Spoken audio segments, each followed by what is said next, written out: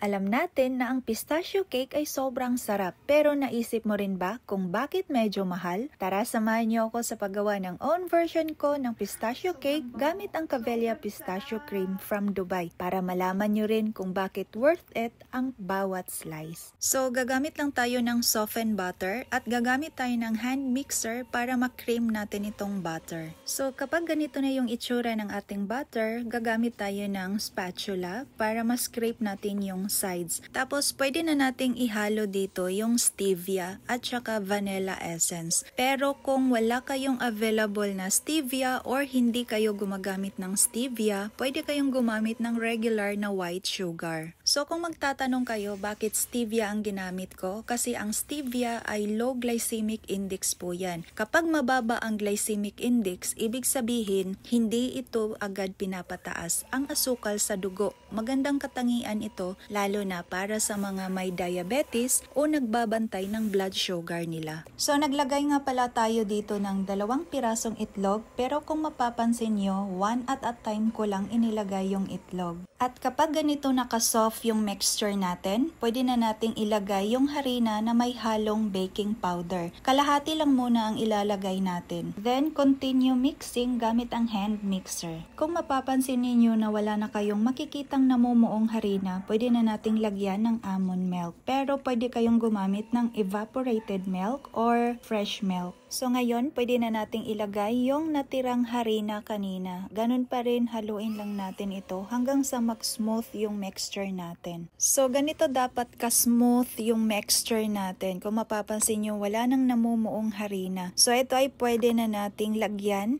ng pistachio nuts. At syempre, yung pistachio cream na Cavellia from Dubai. Ito yung nagpapasarap talaga ng ating pistachio cake. Ang sukat nga pala ng pistachio cream na nilagay natin is 100 grams. Tapos, yung pistachio nuts naman is 1/3 cup. So, hindi tayo nagtipid dito sa ingredients. Kaya, sobrang sarap ng ating pistachio cake. Alam nyo ba, yung base pa lang mismo ng cake natin, eto, sobrang satisfied na kayo sa lasa nito. As in, malalasapan nyo talaga yung pistachio. So, ngayon, pwede na natin itong i-bake sa preheated oven at 180 Celsius for 35 to 40 minutes. At paglipas ng 40 minutes, ito ay luto na at hahanguin lang natin ito. Kailangan muna natin itong palamigin at kung mapapansin nyo, sobrang ganda ng kulay niya. Dan dahil ito sa nilagay natin na pistachio cream. Sobrang ganda ng Cavellia na product. Promise yan, legit. So ito naman yung pistachio kunafa cream na from Cavellia pa rin. Ito yung gagamitin naman natin na panghalo para sa ating whipped it buttercream frosting. So pinaghalo ko lang ang 160 grams of buttercream and then 1/3 cup of pistachio kunafa cream. Kaya sobrang sarap ng frosting natin. At kung magtatanong nga pala kayo kung magkano yung bili ko sa pistachio cream, ilalagay ko na po sa comment section. So dito naglagay pa tayo ng chocolate frosting para mas lalong sasarap ang ating pistachio cake. Tapos dito sa pinakapalaman niya, naglagay tayo ng kunafa pistachio na sobrang sarap. From Cavellia pa rin yan. Ito yung malalasapan mo sa cake na to, ng pagnguya mo may crunch. Kaya sobrang sarap niya sa bibig. Tapos yung pinaka-top naman, ang nilagay natin dito ay tinunaw na dark chocolate. Perfect yung combination ng pistachio sa dark chocolate. At yung pinaka-last part na toppings, ito yung pistachio nuts. Nilagyan din natin yung sides nito para mas lalong attractive. At dahil sobrang excited akong tikman ito, hindi na talaga ako mag-aantay na papalamigin pa natin ito. Kailangan muna natin tong tikman, kaya slice lang muna natin. I'm sure makakadalawang slice ako nito. Dahil sobrang sarap nito, hindi tayo nagtipid dito sa ingredients.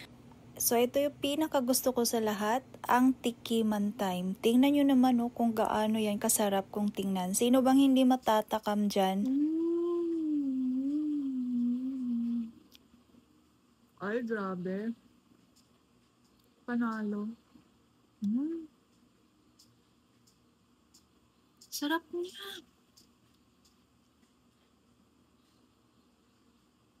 Hindi mo talaga mapapantayan yung Cavellia na pistachio. Legit, grabe. Ang sarap. Lasang-lasa talaga mo yung pistachio. Then yung kunafa, yung crunch niya, talagang mananam mo. Sobrang sarap. Panalong panalo. I love it.